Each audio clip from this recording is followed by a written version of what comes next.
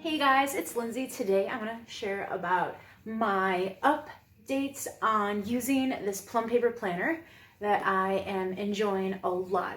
This planner I've been using since August of 2021 and I'm still using it this new year of homeschooling for 22, and I wanted to share with you guys how I'm liking it and give you guys an update because I shared with you guys at the beginning of the year my new purchase, and I showed you guys the inside of how I'm going to try to use it, and I am still using it almost the same way, but I want to give you more of like the details on it.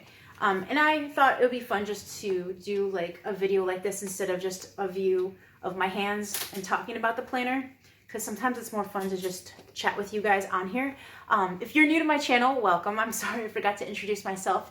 I am Lindsay and I do this channel called Momma Schmooze Homeschool Reviews. And I have been off of here for a few months, but I want to get back in because I love and I miss you guys a lot, and I like talking about homeschool stuff.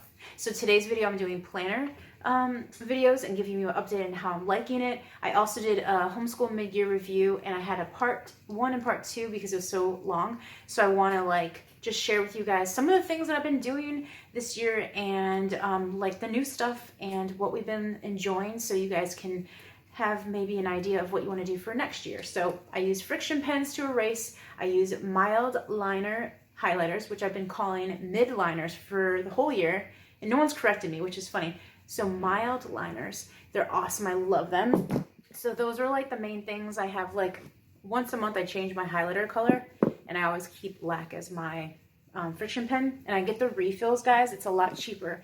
These are pretty expensive, but if you just get the refills for them, it's a lot cheaper because the pen itself, you just twist it off and you put the refill in, and you could just keep the pen forever. So that's what I do. That's a little hack if you want to know what I do. And this is the plum paper planner. I just love this little bohemian style that I got. But what I really like about this planner is that I can customize it the way I want. It's called a monthly planner, and I will show you what I got. I got it where it's just like the dashboard, and I use like, if I'm doing a history theme or science theme, I put them here.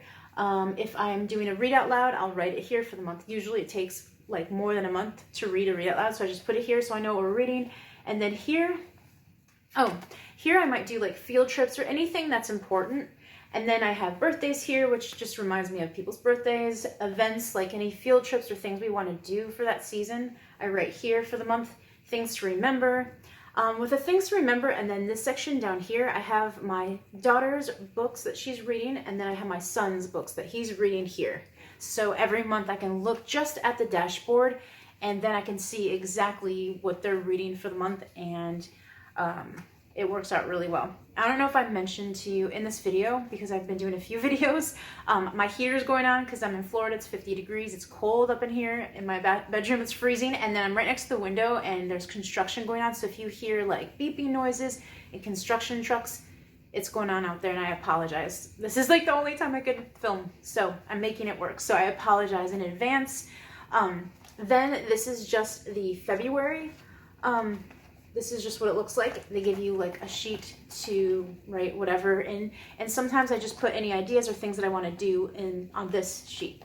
So that is what it looks like, and then you open it up and it gives you ample space for a monthly spread calendar. So I put like soccer, I put any of their classes, co-ops, drama, things that they are doing for the whole month. I just put it in here, and this is what it looks like for the blank pages of February.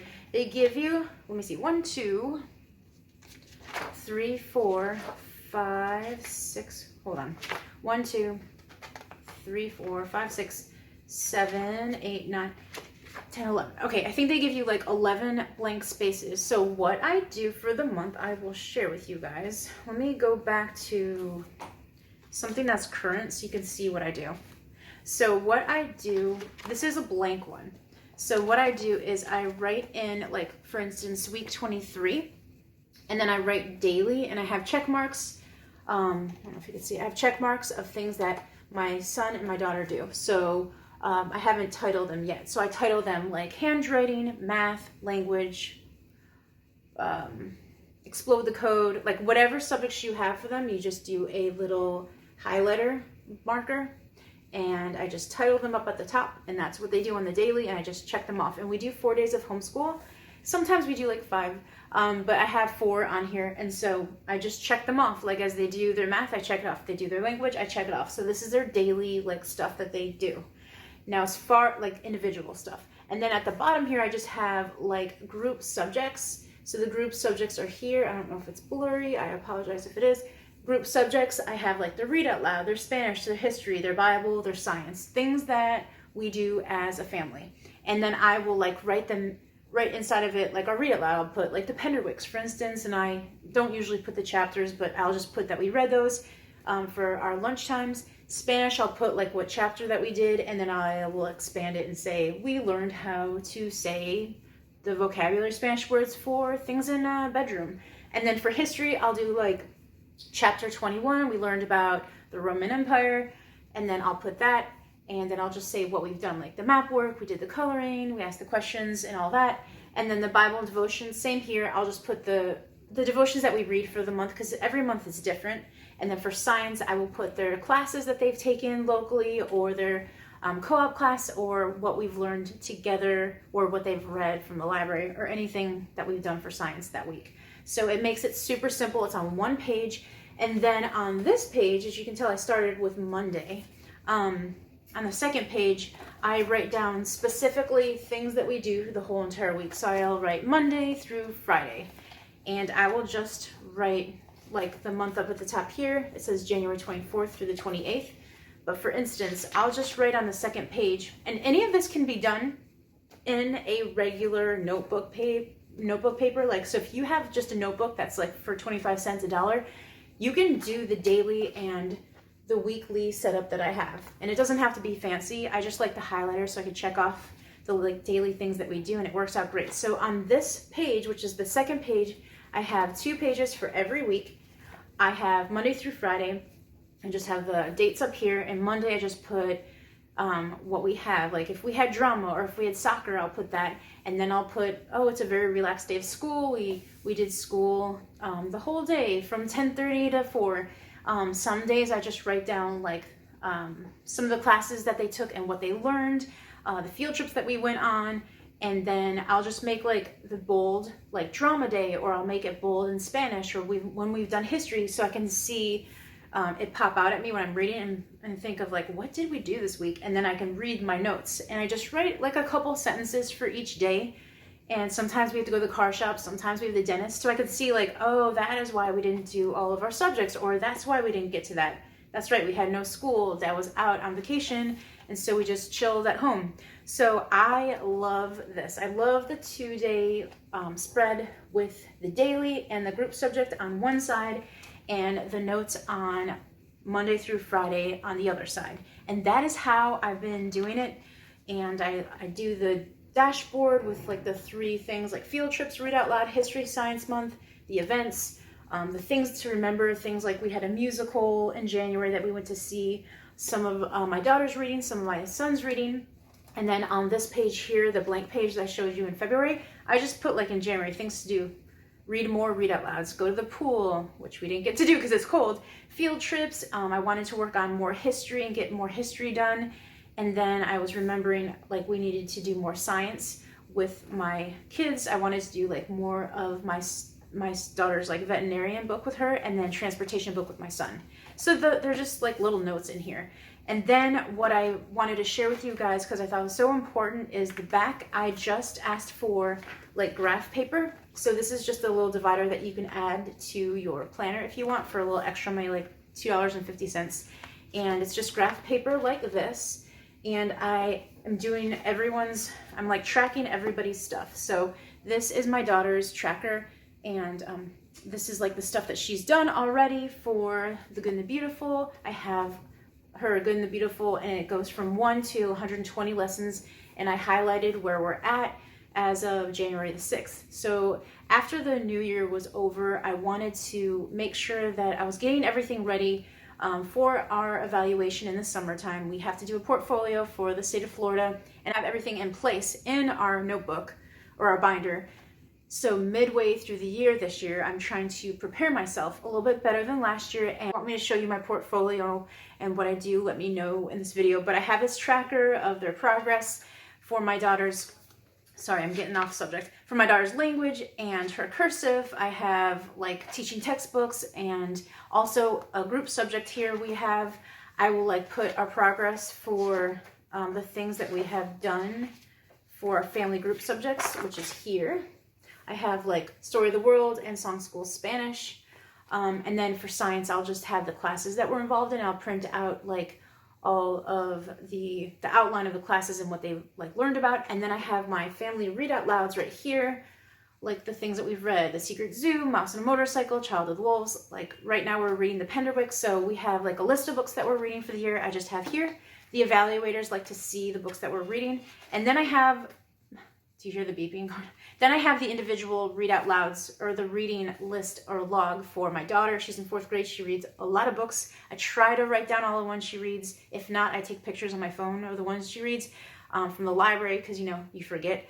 And then for my son, he's been reading a little bit more. So like the books that he finishes, I will just write down on like my dashboard in the front of the month of my planner. And then I will like put it on their log.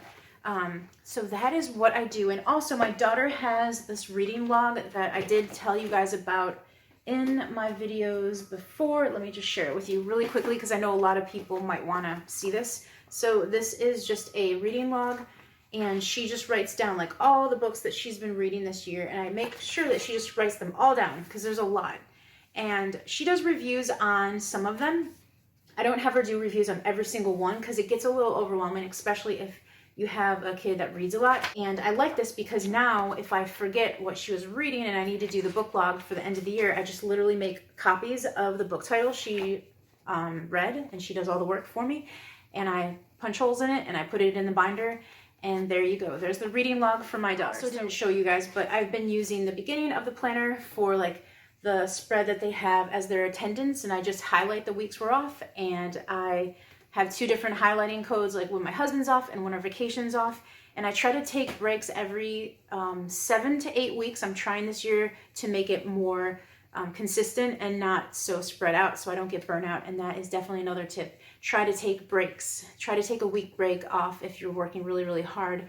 That is definitely helpful for me. I feel like I get burnout because I'm trying to stretch it so long. You need to take some time for yourself and your family just to take a break from homeschooling and then get back into it when you guys feel better. I know like Christmas vacation's been going on and holidays, so we took those times off, but I'm saying later on in the school year, you're gonna find that you need to take that week off, or even if it's just a long vacation or a long weekend, not vacation. If it's just like a longer weekend, like take Friday and Monday off, just do it. It's wonderful. It helps you so that you don't get burnt out. That's my suggestion as a homeschooler of 6 years. So thank you guys so much for watching. I hope you guys liked my planner update. I really, really love it. I think I'm going to use it again next year. If I don't use this next year, I'm going to just use a notebook. But then the only thing is I need to have the calendar in here. So I might have to like paste like a calendar agenda in here and then have a monthly spread somehow in a notebook. But I do like my planners. It's fun to have them. It makes me excited. But yes, if I don't use that, I'm going to probably do the same format for next year. We'll see how it goes. It's working out really well, and I hope this helps you out, because I know I shared a flip through on this. I'll link that down below so you can see the whole thing. And yeah, thanks guys so much for watching. Sorry about the noise, but I will see you guys in my next video. I know I did several videos today, so if you are looking for a mid-year update on my curriculum that I share with you at the beginning of the year, I have those videos out for you. So check those out. If you're not subscribed to my channel, I would love to have you guys join my family here. And if you guys have been subscribed and been watching for a while, I really appreciate you guys. You guys are awesome. Have a wonderful day. Bye guys.